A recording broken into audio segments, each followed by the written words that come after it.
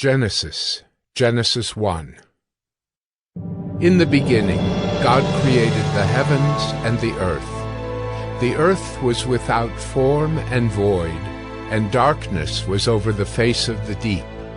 And the Spirit of God was hovering over the face of the waters.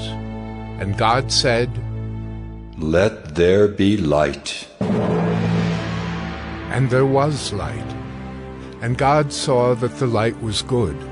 And God separated the light from the darkness. God called the light day, and the darkness he called night.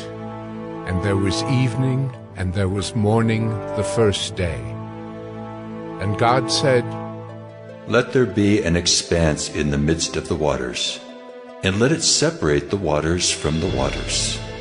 And God made the expanse, and separated the waters that were under the expanse from the waters that were above the expanse. And it was so. And God called the expanse heaven. And there was evening, and there was morning the second day. And God said, "Let the waters under the heavens be gathered together into one place, and let the dry land appear." And it was so. God called the dry land earth, and the waters that were gathered together he called seas. And God saw that it was good. And God said, "Let the earth sprout vegetation, plants yielding seed, and fruit trees bearing fruit in which is their seed, each according to its kind on the earth." And it was so. The earth brought forth vegetation, plants yielding seed according to their own kinds, and trees bearing fruit in which is their seed, each according to its kind. And God saw that it was good. And there was evening, and there was morning the third day. And God said, "Let there be lights in the expanse of the heavens to separate the day from the night, and let them be for signs and for seasons and for days and years. And let them be lights in the expanse of the heavens to give light upon the earth." And it was so. And God made the two great lights, the greater light to rule the day, and the lesser light to rule the night, and the stars.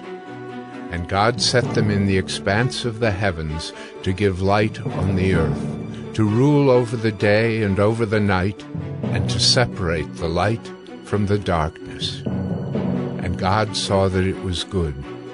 And there was evening, and there was morning the fourth day. And God said, "Let the waters swarm with swarms of living creatures, and let birds fly above the earth across the expanse of the heavens." So God created the great sea creatures, and every living creature that moves, with which the waters swarm according to their kinds, and every winged bird according to its kind. And God saw that it was good. And God blessed them, saying, "Be fruitful, and multiply, and fill the waters in the seas, and let birds multiply on the earth." And there was evening, and there was morning the fifth day. And God said, "Let the earth bring forth living creatures according to their kinds, livestock and creeping things, and beasts of the earth according to their kinds." And it was so. And God made the beasts of the earth according to their kinds, and the livestock according to their kinds, and everything that creeps on the ground according to its kind. And God saw that it was good.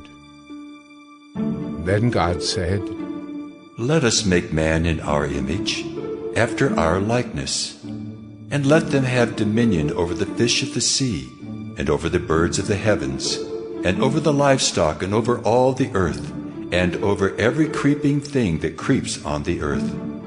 So God created man in his own image. In the image of God he created him. Male and female he created them. And God blessed them. And God said to them, "Be fruitful and multiply, and fill the earth and subdue it, and have dominion over the fish of the sea, and over the birds of the heavens, and over every living thing that moves on the earth. And God said, Behold, I have given you every plant yielding seed that is on the face of all the earth, and every tree with seed in its fruit. You shall have them for food. And to every beast of the earth, and to every bird of the heavens, and to everything that creeps on the earth, everything that has the breath of life, I have given every green plant for food. And it was so. And God saw everything that he had made, and behold, it was very good. And there was evening, and there was morning, the sixth day. Genesis 2. Thus the heavens and the earth were finished, and all the host of them. And on the seventh day God finished his work that he had done, and he rested on the seventh day from all his work that he had done.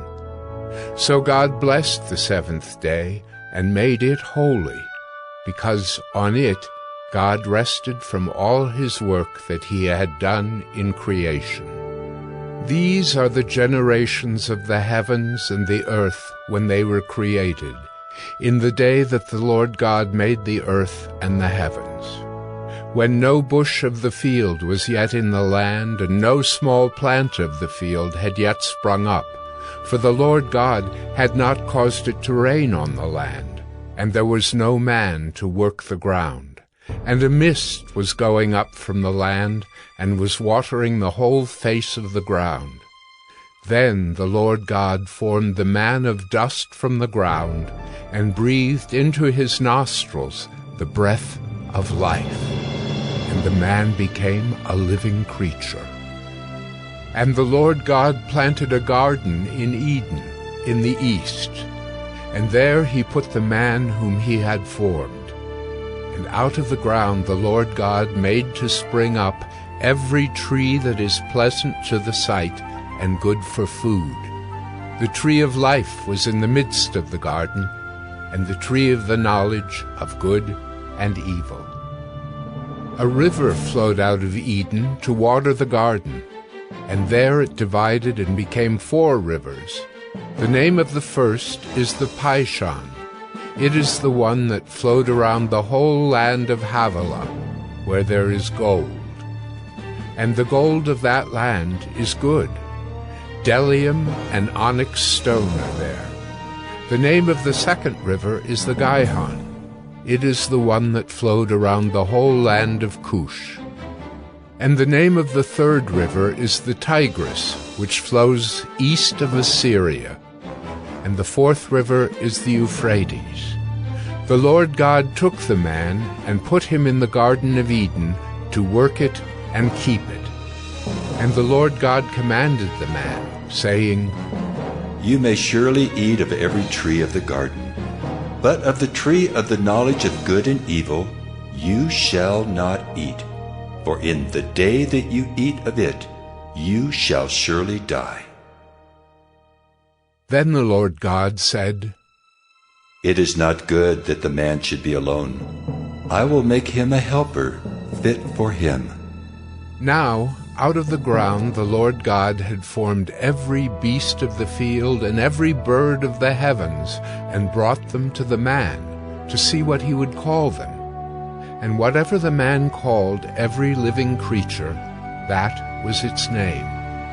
The man gave names to all livestock, and to the birds of the heavens, and to every beast of the field. But for Adam there was not found a helper fit for him. So the Lord God caused a deep sleep to fall upon the man, and while he slept took one of his ribs and closed up its place with flesh. And the rib that the Lord God had taken from the man he made into a woman, and brought her to the man. Then the man said, This at last is bone of my bones, and flesh of my flesh. She shall be called woman, because she was taken out of man. Therefore a man shall leave his father and his mother, and hold fast to his wife, and they shall become one flesh. And the man and his wife were both naked, and were not ashamed. Genesis 3. Now the serpent was more crafty than any other beast of the field that the Lord God had made. He said to the woman, Did God actually say, "You shall not eat of any tree in the garden"?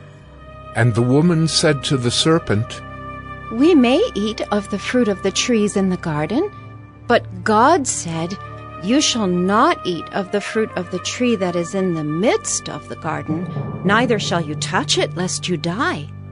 But the serpent said to the woman, You will not surely die, for God knows that when you eat of it, your eyes will be opened, and you will be like God, knowing good and evil. So when the woman saw that the tree was good for food, and that it was a delight to the eyes, and that the tree was to be desired to make one wise, she took of its fruit and ate. And she also gave some to her husband who was with her, and he ate. Then the eyes of both were opened, and they knew that they were naked. And they sewed fig leaves together, and made themselves loincloths. And they heard the sound of the Lord God walking in the garden in the cool of the day. And the man and his wife hid themselves from the presence of the Lord God among the trees of the garden. But the Lord God called to the man and said to him, Where are you? And he said, I heard the sound of you in the garden, and I was afraid, because I was naked, and I hid myself. He said, Who told you that you were naked? Have you eaten of the tree of which I commanded you not to eat? The man said, The woman whom you gave to be with me, she gave me fruit of the tree, and I ate. Then the Lord God said to the woman, What is this that you have done? The woman said, The serpent deceived me, and I ate. The Lord God said to the serpent, Because you have done this, cursed are you above all livestock, and above all beasts of the field. On your belly you shall go, and dust you shall eat all the days of your life. I will put enmity between you and the woman, and between your offspring and her offspring. He shall bruise your head, and you shall bruise his heel. To the woman he said, I will surely multiply your pain in childbearing. In pain you shall bring forth children. Your desire shall be for your husband, and he shall rule over you. And to Adam he said, Because you have listened to the voice of your wife, and have eaten of the tree of which I commanded you, you shall not eat of it. Cursed is the ground because of you. In pain you shall eat of it all the days of your life. Thorns and thistles it shall bring forth for you, and you shall eat the plants of the field. By the sweat of your face you shall eat bread, till you return to the ground, for out of it you were taken. For you are dust, and to dust you shall return. The man called his wife's name Eve, because she was the mother of all living. And the Lord God made for Adam and for his wife garments of skins and clothed them.